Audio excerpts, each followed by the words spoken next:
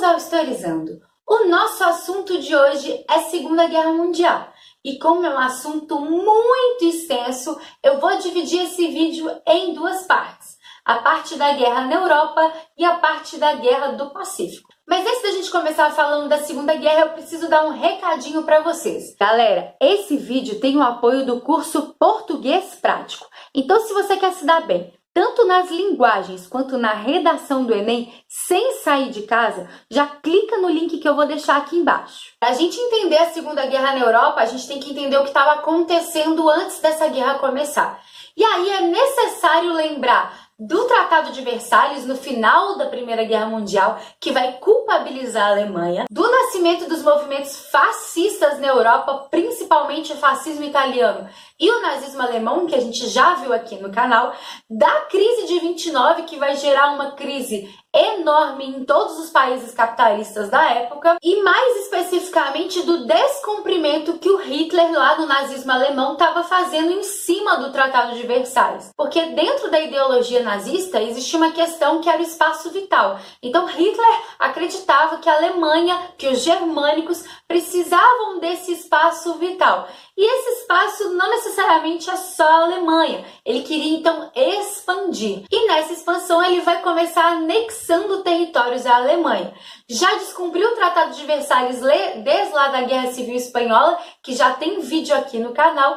E a partir de então vai começar a expandir territórios. Nós temos também a formação de um grupo muito importante para essa Segunda Guerra, que é a formação do Eixo. Já ouviu falar em Eixo Roberto? Hã? Pois é, Eixo Roma, Berlim e Tóquio. Mais uma daquelas táticas malucas, né? Mas esse Roma, Berlim e Tóquio basicamente são países como a Itália, a Alemanha e o Japão que vão se unir, pois eles tinham propósitos muito semelhantes na época, principalmente se a gente contar com essa questão expansionista. Mas do Japão a gente vai falar mais pra frente num outro vídeo sobre a Guerra do Pacífico. Concentrando na Alemanha e na Itália, como foi dito no vídeo de fascismo, o Mussolini em 35 já vai invadir a Etiópia, então, uma zona africana que ele quer como colônia para a Itália. E o Hitler vai ocupar a região da Áustria em 38. Quando eu digo ocupar é porque a Áustria aceita, então, essa questão alemã nazista na Áustria. Tudo isso faz perceber que esse eixo tem objetivos, então, de expandir territórios e, é claro, a gente percebe o descumprimento do Tratado de Versalhes e também a falha na Liga das Nações, porque a Liga das Nações, criada lá no final da Primeira Guerra Mundial, serve justamente para evitar conflitos, evitar esses tipos de invasões, coisa que não vai acontecer. É também em 38 que a gente tem a chamada Conferência de Munique. E a partir dessa conferência a gente pode perceber o comportamento de França e Inglaterra sobre esses avanços do Hitler, sobre esses avanços da Alemanha. Nessa conferência o Hitler vai justificar o quão importante é os Sudetos, que é uma região da Tchecoslováquia, para a Alemanha. E aí, a Inglaterra e a França cedem, então, que o Hitler, que a Alemanha invada essa região da Tchecoslováquia. Lembrando que a Tchecoslováquia não queria não, tá, gente? E aí, o Hitler ultrapassa, então, a palavra dele e invade não só os Sudetos, mas a própria Tchecoslováquia. Então, a Alemanha ocupa agora a Áustria e a Tchecoslováquia. Por que eu falo desse comportamento aí da Inglaterra e da França nesse momento? A gente chama de política de apaziguamento. E o que seria isso? Inglaterra e França estavam evitando ao máximo um conflito com a Alemanha. É só lembrar da Primeira Guerra Mundial. Ela está bem recente na história e ninguém está querendo um novo conflito. E tem mais. Lembra que eu falei no vídeo de nazismo que uma das principais questões do partido nazista é justamente ser contra o comunismo, contra o socialismo? Então, o que a Inglaterra e a França estão esperando? Que esses avanços todos do Hitler gerem também uma invasão aonde? na União Soviética. E aí a Inglaterra e a França quer justamente isso, que o Hitler tente acabar lá com a União Soviética, que também para a Inglaterra e para a França não é nada agradável ter o socialismo bem próximo deles. O que a Inglaterra e a França não esperavam com certeza é o Pacto Ribbentrop-Molotov, um pacto de não agressão entre a Alemanha e a União Soviética. Justamente as duas potências que eles esperavam que entrassem em choque fazem um pacto para não agredir um ao outro. Mas por quê? Na real mesmo, esse acordo é justamente para dividir a região da Polônia. Polônia é essa que surge ao final da Primeira Guerra Mundial e que tem muitos territórios de eslavos, então, no caso de origem russa, e de germânicos, de origem alemã. Então o Hitler e o Stalin na época queriam mesmo era rachar a Polônia. E é isso que acontece. Então ambos invadem a Polônia, cada um de seu lado. E por isso a não agressão, para justamente não infringir cada lado que foi reconhecido. E é justamente nessa invasão da Polônia é que França e Inglaterra declaram guerra à Alemanha. Mesmo porque o Hitler já ultrapassou todos os limites e o que eles queriam mesmo com a política de apaziguamento não vai acontecer com esse pacto. Entre 1939 e 1941, nós temos a primeira fase da guerra, que é uma fase de avanço do eixo. Nesse avanço, os alemães conquistam inúmeros países, como Dinamarca, Bélgica, Holanda. Eu vou deixar aqui na tela todos os países, mas a intenção é justamente contornar a linha de Maginot. Essa linha de Maginot é uma linha de defesa francesa, então justamente na fronteira entre França e Alemanha, mas aí os soldados vão contornando essa linha para justamente invadir a França, porque um dos maiores objetivos do Hitler, é claro, é invadir a França e conquistar também a Inglaterra. Quando Hitler finalmente consegue chegar a Paris, eles conquistam a França e a região da França é dividida em duas. O norte, que é controlado diretamente de Berlim, da capital da Alemanha, e na parte do sul da França tem o governo colaboracionista francês, que é um marechal que vai tomar conta dessa região, mas que deve obediência então também a Berlim, ao Hitler. Lembrando que a partir dessa invasão francesa surgem muitas resistências francesas contra o governo nazista e muitos inclusive fogem para Londres, fogem para a Inglaterra para formar esse grupo de resistência. Outra coisa importante é falar da tática de guerra do Hitler, porque querendo ou não, juntamente com essa alta produção de armamento e com esses testes muito importantes lá da Guerra Civil Espanhola, essa tática de guerra do Hitler vai fazer com que ele consiga invadir vários territórios e conquistá-los. Essa tática, eu vou colocar o nome em alemão aqui, porque o meu alemão não é nada bom, mas é conhecida como tática de guerra relâmpago, que ao mesmo tempo que você tem tanques por terra, você tem aviões no ar atacando. Então, essa tática de guerra relâmpago, ao mesmo tempo, facilita essas invasões da Alemanha em cima dos outros países. Essa força alemã aérea que também ataca inúmeras vezes a Inglaterra. E a Inglaterra só não vai ceder porque ela também tem uma força real aérea muito forte. Então ambas vão competir durante essa Segunda Guerra Mundial. Outra estratégia muito importante são os Afrika Korps, que são soldados alemães e italianos na região da África, invadindo regiões coloniais. Essas regiões vão ser importantes porque muitas vezes o combustível, o petróleo, entre outros produtos essenciais para a guerra, vão sair daí. Então os soldados alemães e italianos, impedindo esses produtos saiam da África para a Inglaterra ou para a França, por exemplo, vão auxiliar nessa estratégia de guerra. Já de 1941 a 1945, nós temos uma segunda fase dessa guerra na Europa e essa fase é justamente a contenção do eixo e a derrota desse grupo. Lembrando que nós temos eixo contra aliados e até agora o eixo é justamente Itália, Alemanha e Japão e os aliados, por enquanto, nós temos como principais a Inglaterra e a França. Não quer dizer que não tenha outros países, mas a gente está falando aqui de uma forma os que estão na frente da batalha.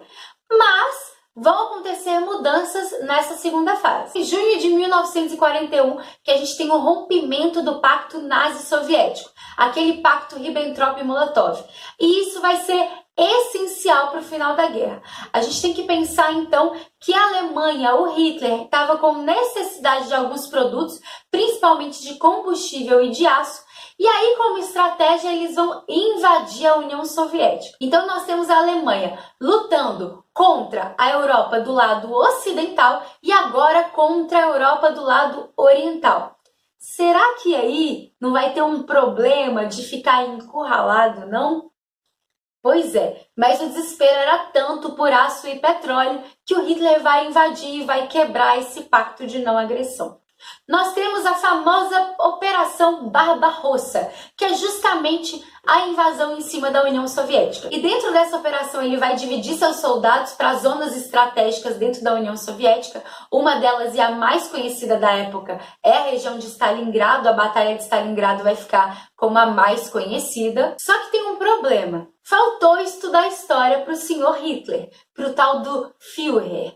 Por quê? Se ele tivesse estudado um cara tão egocêntrico igual a ele, um tal de Napoleão Bonaparte, e se ele tivesse estudado de fato a invasão napoleônica na Rússia, eu acho que ele não teria cometido o mesmo erro. A União Soviética vai aplicar a famosa tática de terra arrasada. Pois é, além de, é claro, ter soldados, de ter uma grande resistência, de ter um poder bélico, a Rússia conta com algumas coisas muito importantes. Primeiro, o tamanho de seu território. A Rússia, como a gente sabe, no caso então a União Soviética na época, mais ainda, tem um território muito vasto. Além disso, lá tem um frio. Eu nunca fui não, mas acredito que seja tão frio, mas tão frio, que só um russo mesmo, de raiz, para aguentar.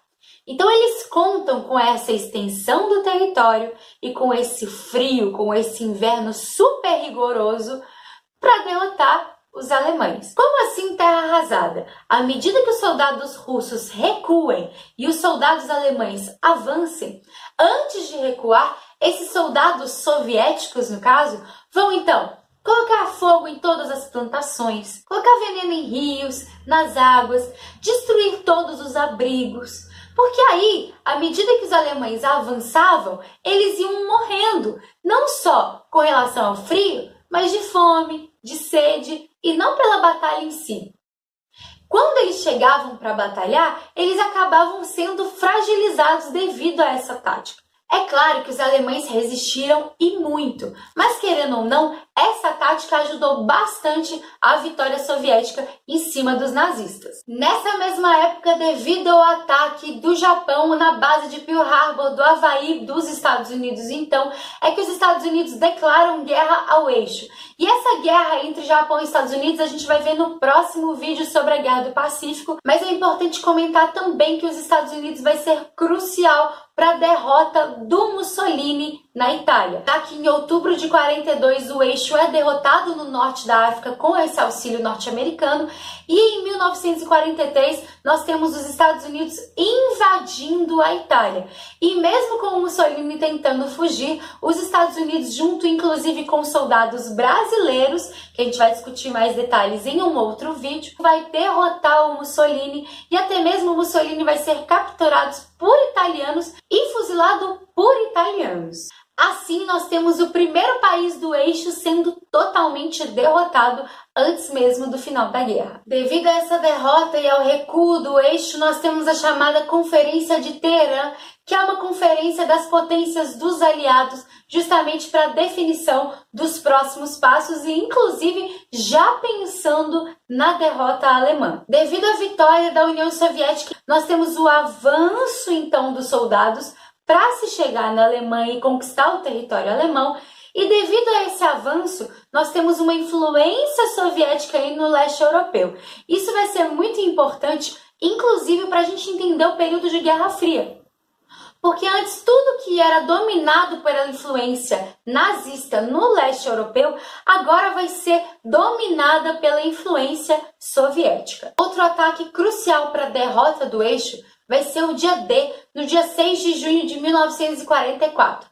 O dia D, ou os chamados desembarques da Normandia, vai ser justamente a retomada da França pelos aliados. Então nós temos uma estratégia muito bem organizada, que inclusive vai contar com a espionagem e com o engano do lado inimigo, tudo isso para desembarcar na região da Normandia, com aviões, paraquedas, soldados, navios, então frotas gigantescas que o inimigo não estava esperando. O dia D vai ficar muito conhecido, eu vou colocar aqui na tela alguns dados numéricos sobre esse dia D e vai ser muito importante mesmo porque a França então vai ser reconquistada e por isso essa região que estava tomada pelos nazistas agora vai ter retirada totalmente essa influência alemã do território. Depois dessa grande derrota, nós temos outras conferências das potências dos aliados para definir algumas questões de guerra e do pós-guerra, e isso vai ser importante na Guerra Fria, então a gente ainda vai discutir aqui no canal. Mas o golpe final, a cartada final para essa guerra na Europa, com certeza vai ser a invasão dos soviéticos em cima de Berlim, tomando então essa região alemã. O cerco de Berlim, então, desses soviéticos vai fazer com que muitos nazistas fiquem apavorados e o mais apavorado de todos, é claro, o Hitler, vai cometer suicídio em seu bunker, juntamente com quem na época era sua companheira. Com essa morte do Hitler, a gente tem então o final da guerra na Europa. Nesse mesmo período, a gente tem o Tribunal de Nuremberg, um tribunal muito importante que vai julgar e incriminar vários nazistas devido aos crimes de guerra que eles cometeram. Mesmo porque a gente sabe muito bem que o nazismo cometeu inúmeras atrocidades durante o período da Segunda Guerra Mundial. Outra questão muito importante nesse final de guerra vai ser a criação da ONU, criação de um órgão, então, para evitar novos conflitos e que se espera que dê mais certo que a Liga das Nações, não é mesmo? É nesse momento também do final da Segunda Guerra Mundial que a gente tem o início da chamada Guerra Fria. Se você quer saber um pouco mais sobre o início da Guerra Fria, aconselho a você assistir o próximo vídeo que é sobre a Guerra do Pacífico, que a gente vai entender de fato como terminou a Segunda Guerra Mundial. Bom, é isso. Eu espero que vocês tenham gostado. Lembrando que esse é só um resumo de parte da guerra. Então é extenso, mas ao mesmo tempo é só um resuminho de como foi a Segunda Guerra Mundial na Europa. Se você gostou do vídeo, curte aqui embaixo. Se tem alguma dúvida, sugestão ou comentário, fique à vontade. Não se esquece de se inscrever no canal para ajudar cada vez mais o Historizando a crescer. Muito obrigada pela sua atenção. Um beijo e até a próxima. E esse governo colaboracionista tem o Marechal Pétain.